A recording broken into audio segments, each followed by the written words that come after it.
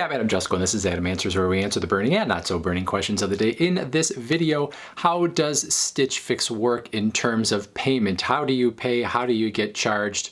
How do you send stuff back and not get charged? All those sorts of things. We're basically going to talk about how Stitch Fix works overall, but before we do that, I'm going to ask you to please subscribe to this YouTube channel if you have not already, and if you have already, I thank you for doing so.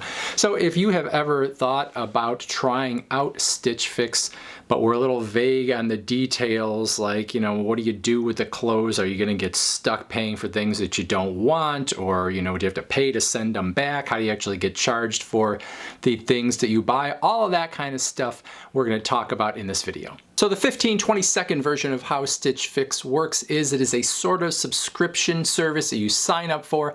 They send you a box of clothes, 5 items at a time. You look through them, you try them on, you keep the stuff you want and you pay for it, and then you send back the stuff that you don't want. So that's pretty much how it works in a nutshell. Now you probably want to know some of the more detailed aspects. Those are where the questions come in.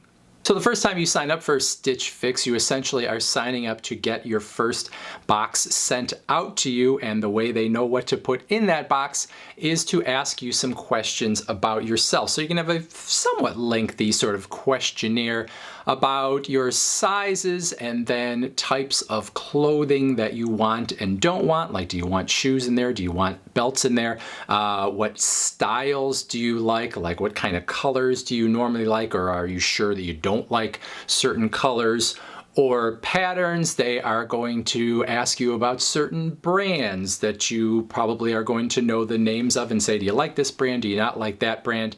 That sort of thing, all to try to get an idea of who you are, what you like and don't like. And then they also are going to ask you about price, because they don't want to send you a box of a bunch of stuff that is going to be way out of the price range that you might have had in mind for what you are willing to pay for those types of items. So they're trying to do the best they can to figure out who you are, and then have a personal stylist kind of go through whatever clothing, you know, they are sort of have on hand, or that they are going to be able to get their hands on, and then they send that to you. You get 5 items in a box, shows up at your door.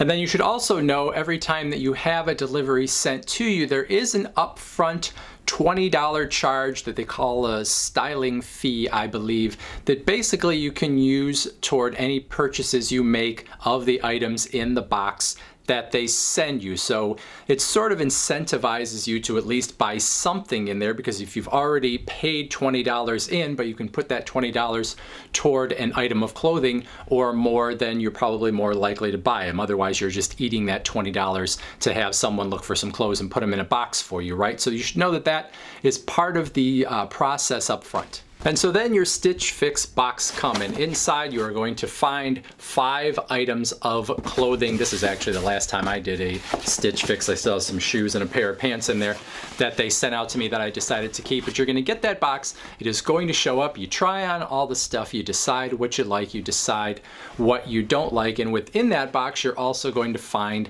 a prepaid big postage envelope, or maybe a box, depending on what they have sent you, in order to send the stuff back for free that you don't want. So you don't have to worry about having to pay postage to send your items back. That is taken care of. Now, one of the sort of genius things that Stitch Fix also does is they send you those 5 items, and you see all the prices on them, and you see the brands that they came from and all that kind of stuff. You try them all on, and you see what you like and you don't like. But what they do is, if you decide to buy everything that is in the box, they give you 20% off everything that is in the box. So if you're kind of on the fence on some of the items, you think, well, maybe I will send that back. I don't know if it's worth, you know, X amount of dollars. If you know you're going to get 20% off the whole box, you might find that it costs almost as much to, you know, send some of the stuff back and keep only 3 or 4 of the items as it would if you just kept all of the items and got that 20% off. So it might make you actually spend a little bit more, but then you feel like you're getting more, but then you might have some on the fence items that you end up buying that you might regret later on. All right, so you've decided what you want, you've decided what you don't want, you send back the stuff you don't want. Maybe you wanted everything, you won't have to send anything back. After that, you go to the Stitch Fix website to check out. You go into your account and you tell them, yes, I want this, no, I don't want that. all the way down for the 5 items that they have sent you. They're going to ask you some questions about what you liked or didn't like about those items. If you're sending things back, was the size a problem? Was the material a problem?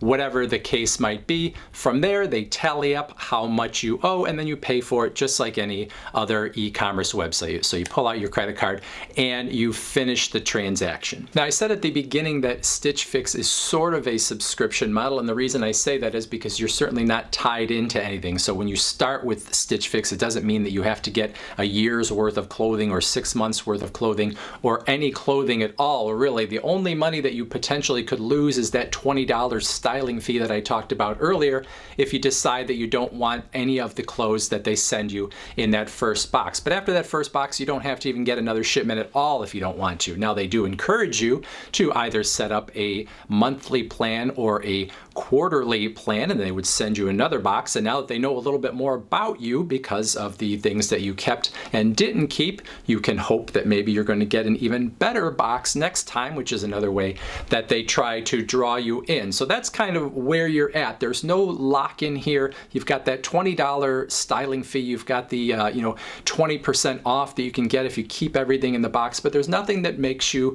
have to get the next one. And when you start, you're not locked in for a year. You're not locked in for 6 months. You're not even locked in for 2 months. So that's how Stitch Fix works. Overall, pretty easy process. They've done a really nice job of figuring out what all the potential roadblocks are that would stop you from actually ordering from them. At the same time, they've also done a good job of figuring out the incentives that would get you to actually purchase the things that show up in that box. But an interesting process, and if you want to try it out once, you're not locked in at all. Gives you a chance to maybe look at some brands or some styles that you would not normally choose for yourself if you went into a retail store, if you just don't like shopping in particular.